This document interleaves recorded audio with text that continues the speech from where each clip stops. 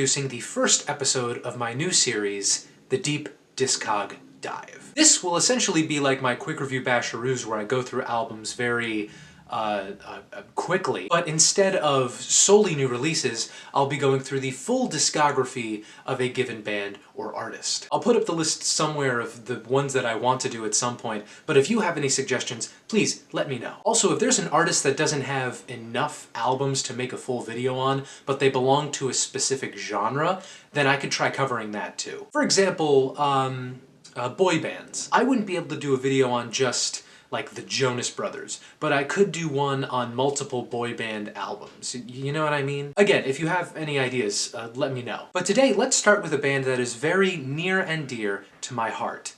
The Strokes. Five-piece indie rock band out of New York City, responsible for an outright classic, a stellar follow-up, and others. Let's dive in.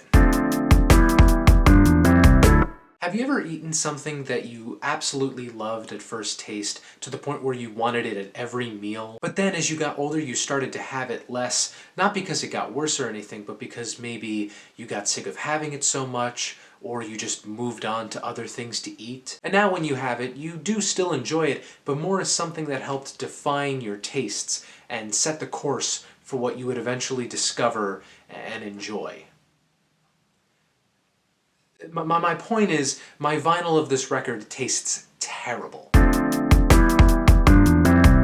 This is to Is This It as Incredibles 2 is to Incredibles 1, in that they're essentially the same, so it's still great, if slightly less great than what came before. Also, I have the book that's named after one of the songs on here, Meet Me in the Bathroom, and I've not read it. I've had it for 2 years and I haven't read it. Ugh, it stares at me. It's staring at me right now, just looking at me with shame. I agree with pretty much every point out there. It's too long. Some of the tracks are some of the best they've written. Some are absolute trash. The production sounds really dated. So let me offer something new. Julian sounds horrible. Like there's no distortion or tube saturation to kind of cover up his weaknesses as a singer, plus he sounds super compressed, plus he never sounds like he has enough breath support. He sounds gross. He just sounds gross. Do